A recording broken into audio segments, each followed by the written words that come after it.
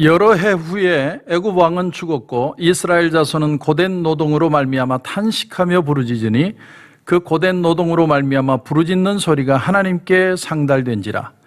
하나님이 그들의 고통 소리를 들으시고 하나님이 아브라함과 이삭과 야곱에게 세운 그의 언약을 기억하사 하나님이 이스라엘 자손을 돌보셨고 하나님이 그들을 기억하셨더라. 아멘.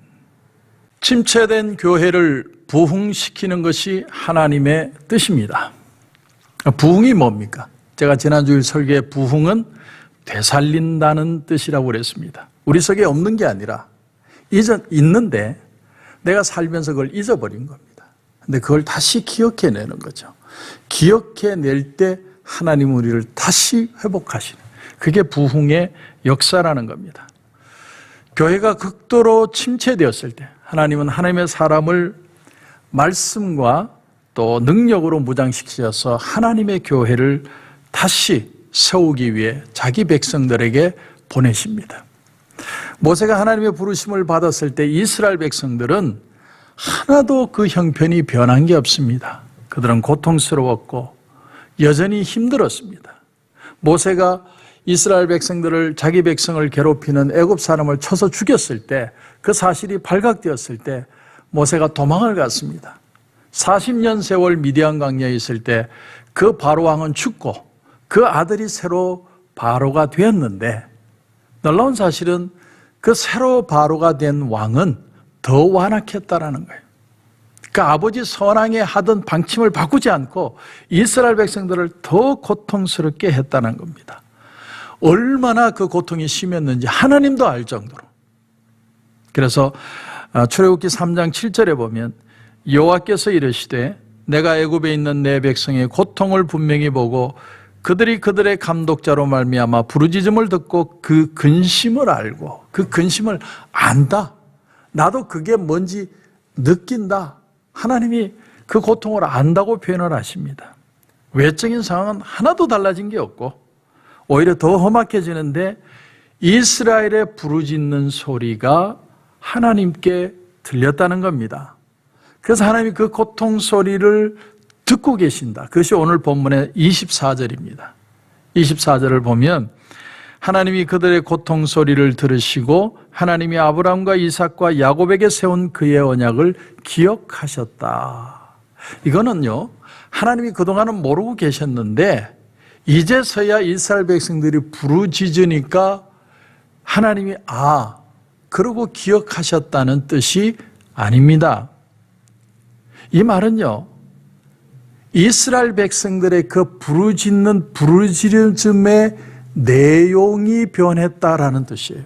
무슨 말이냐면 이스라엘 백성들이 그동안에 부르짖는 건 고통이 면해지기만을 바라는 부르짖음이었어요. 정말 이 고통만 없어지면 나는 애굽에서 계속 살고 싶다는 거예요. 이 고통만 좀 사라지게 해달라는 부르짖음을 했다는 거예요. 하나도 그들은 변한 게 없습니다. 그러나 이제는 그 부르짖음의 성격이 변해가지고 이젠 애굽 그러면 아주 치가 떨리고 하나님께서 말씀하시면 그 말씀이 들려올 정도로 마음이 낮아졌다, 이런 뜻이에요. 그때 이제야 비로소 이스라엘 백성들의 마음이 낮아졌을 때 하나님이 그 언약을 실천할 때가 되었다, 이렇게 작정하셨다는 뜻입니다. 물론 이스라엘 백성들은 여전히 목이 곧고 완고한 백성이었지만 적어도 하나님의 말씀이 들려올 수 있는 그런 마음을 가질 수 있는 상태가 되었다는 뜻입니다. 여러분, 하나님의 오랜 침묵은요, 이스라엘 백성들의 고집 때문입니다. 고집. 그들이 좀 더 일찍 하나님 앞에 겸손하고 겸비해졌으면 하나님은 벌써 그들의 고통을 걷어가셨습니다. 역설적으로 말하면 이스라엘 백성들은 한평생 고통을 겪어야만 겸허해지는 그런 고집스러운 성격을 가진 존재들이라는 겁니다.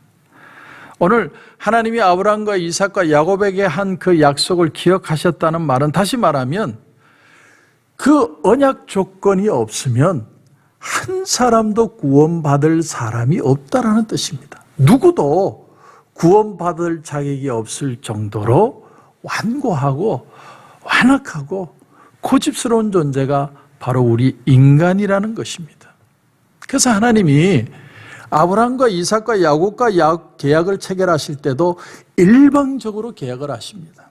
창세기 15장에 보면 하나님이 아브라함과 계약을 하시는데 쪼갠 고기 사이로 이제 하나님이 계약을 하시는데, 옛날 계약은, 고대의 계약은 쪼갠 고기 사이로 두 사람이 지나가는 겁니다.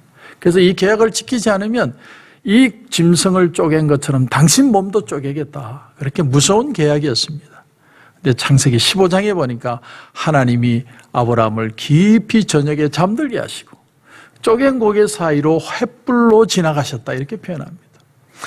하나님이 인간이 어떠한 줄 아시고 하나님이 직접 일방적으로 구원을 계획하셨다는 거예요. 홀로 지나가셨다는 겁니다. 그러니까 이것을 우리는 은혜라고 표현할 수밖에 없는 겁니다. 우리가 할 수 없기 때문에 하나님이 일방적으로 진행을 하신 겁니다.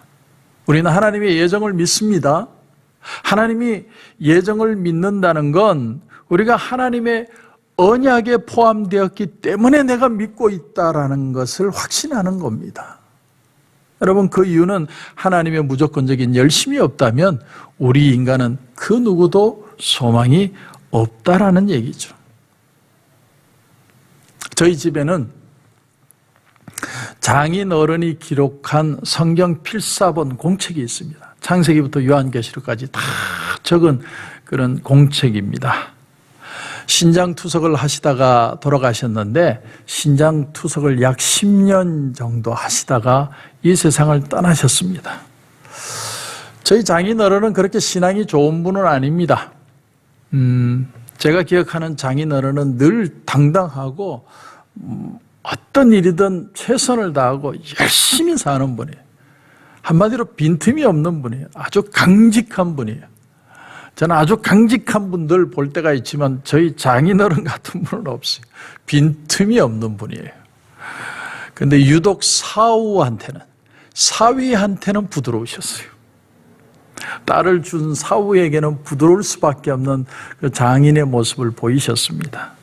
그런데 신장투석이라는 그 오랜 시간을 이제 지나가는데, 저는 그 신장투석 10년 동안 장인이 나는 절망스럽다, 나는 이제는 소망을 끊어야 되겠다, 이런 얘기를 한 번도 들어본 적이 없어요. 그만큼 강직한 사람이에요. 삶에 대한 애착이 있고 최선을 다해 살고 신장투석 하는데도 달리기를 하시면서 땀을 빼시는 분이에요. 얼마나 강직한지 한 번도 나약한 모습을 보인 적이 없어요. 그런데 미국에 와서 이제 사위가 목사가 되었으니까 어쩔 수 없이 교회를 다니면서 신앙생활을 하시는 거예요. 그전에도 교회를 안 다니신 건 아니지만 소위 말하는 나이롱 신자였습니다. 그런데 교회를 다니다가 알파 코스를 하다가 은혜를 받으셨어요. 참 하나님의 귀한 은혜를 받았습니다. 그러고 난 뒤에 신앙생활을 아주 잘 하시는데 신장투석을 하시면서, 여러분 신장투석 하는 게 얼마나 힘든지 저는 옆에서 봐서 압니다. 4시간 동안 피를 걸러내는데요. 이렇게 걸르는데, 그렇게 하면 하루 한 24시간 정도 바짝 조금 힘이 생기다가 둘째 날, 셋째 날 지나가면 또 힘이 빠져요. 하나도 힘이 없습니다. 그러다가 또 신장투석 가면 조금 또 힘이 생기다가 또 힘이 다 빠지고, 일주일에 2번씩, 3번씩 차가 와서 연신 얼마나 힘든지 몰라요. 그런데 그 시간을 다 지나가면서 내가 하나님 앞에 이 은혜가 귀한데 내가 어떻게 하나님의 은혜를 갚을까, 그렇게 생각을 하시다가 성경을 적어야 되겠다, 그렇게 생각을 하신 겁니다. 그리고는 조금 투석하고 나서 힘이 생기면 이제 성경을 적는 거예요.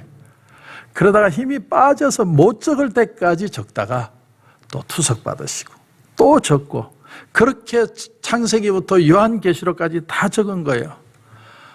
그거 정말 대단한 일입니다. 집안의 가보가 될 만하죠. 장인어른이 하시던 얘기가 기억이 납니다.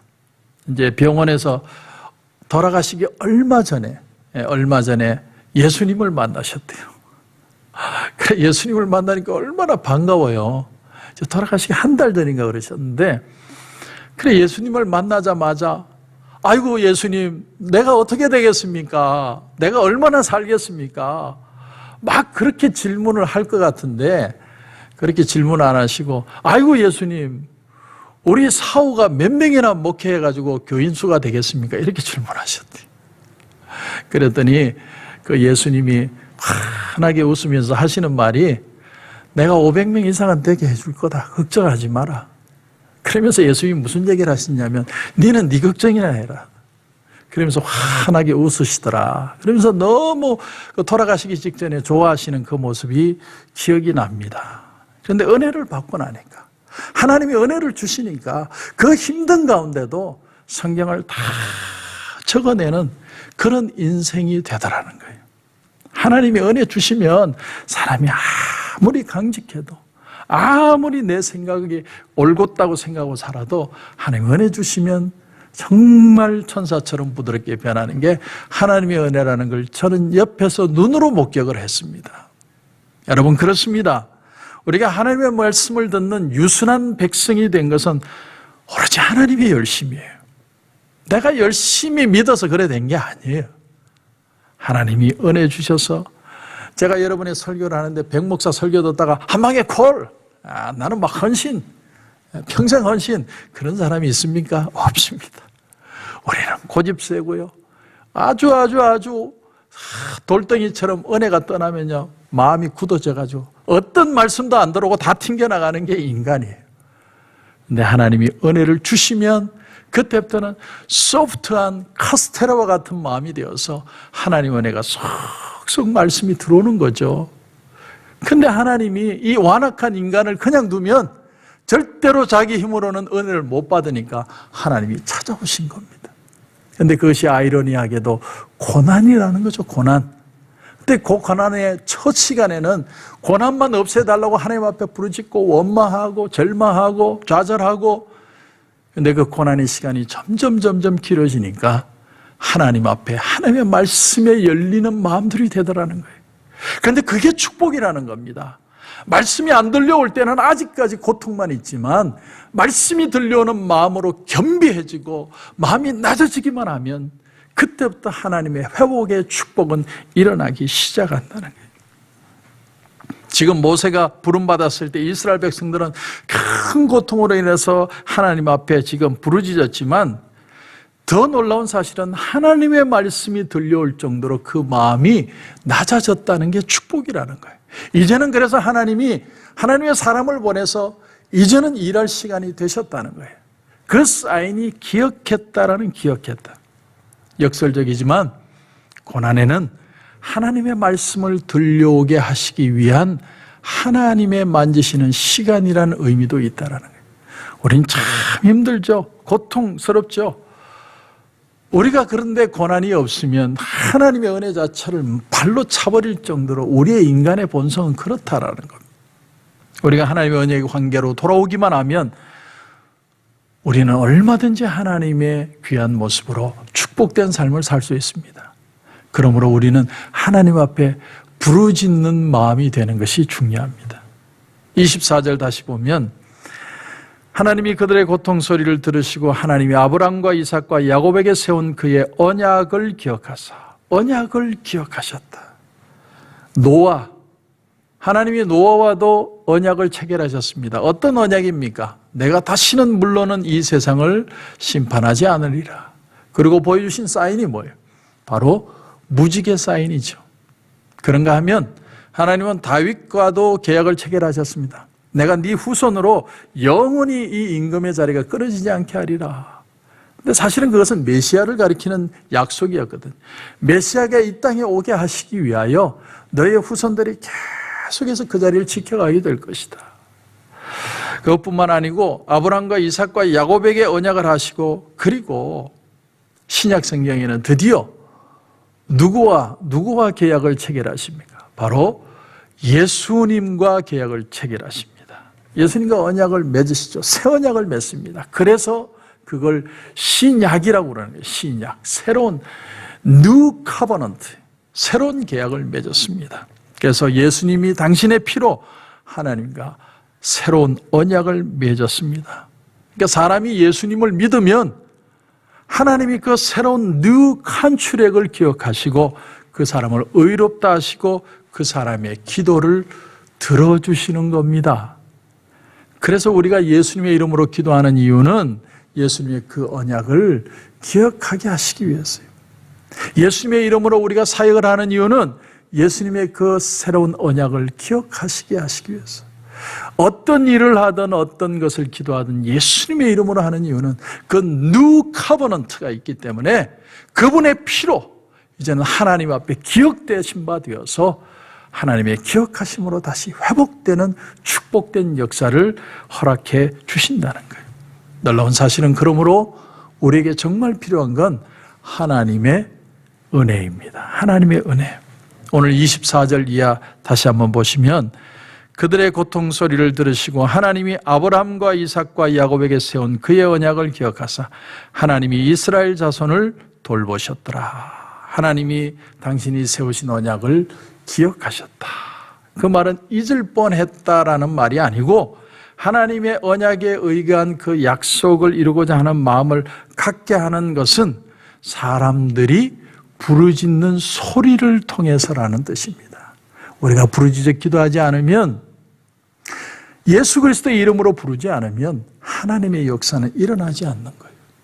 그래서 우리가 고통이 오는데 입 꽉 다물고 원망하고 절망하고 좌절하고 그러는 게 아니고 고통 속에서 하나님의 은혜를 기억해내는 거예요.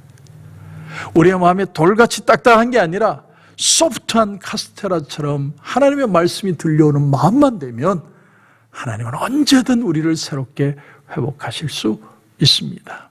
이런 부흥의 역사가 다시 한번 우리 가운데 일어나길 주님의 이름으로 축원합니다. 기도드리겠습니다.